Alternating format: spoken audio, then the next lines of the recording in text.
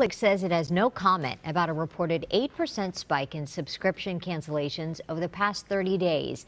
At issue is a highly acclaimed Sundance film about the coming-of-age story of an African immigrant girl in France. The French movie was renamed Cuties for U.S. distribution, and Netflix redesigned its poster with hypersexualized images of the preteen actors. That and some scenes in the film itself have led to the trending hashtag #CancelNetflix. Joining us now is Mary David. She is a human trafficking expert and sexual trauma specialist. Welcome back. Good to see you.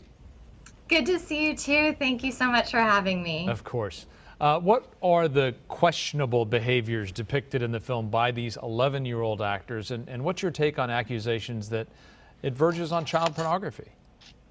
So, federal law defines child pornography as visual depictions of sexually explicit conduct involving a minor, and it doesn't matter if the child is clothed or not. The main concern of the court is whether a child has been physically or psychologically harmed in producing the content. There are no exceptions just because a work has literary, artistic, political, or scientific value, and it doesn't allow for evaluating the work as a whole. So it is plausible for Cuties to fall under some scrutiny here if prosecutors can argue harm to the child actors.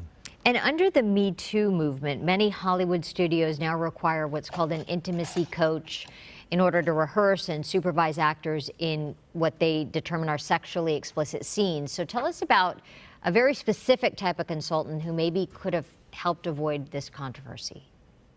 The role of the actor is to deliver a fully committed performance, not to worry about the optics of it. A child sexual exploitation consultant is the one who can bridge the world where the expectations of the director are met with what the child is performing, and ensure not only that the children are protected, but that the final product has the right feel to it and captures the audience in the way that the director is intending. While the director in Cuties points to a psychologist being on hand to work with the children, that simply isn't enough. Only a child sexual exploitation consultant examining the script and the production process can ensure that everyone is protected and prevent the kind of backlash that you're seeing here. So you've said the biggest problem in this movie is not the storyline itself, but how it was executed by the film director. What do you mean?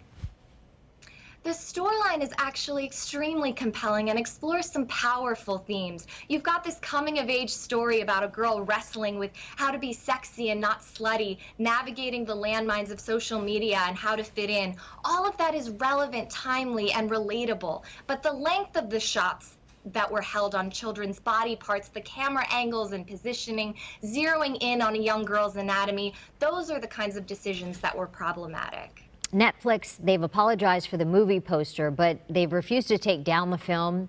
It's fanned controversy on social media. In your opinion, do you think it should be taken down? And what are those fine lines between accurate portrayals versus sensitive subject matter?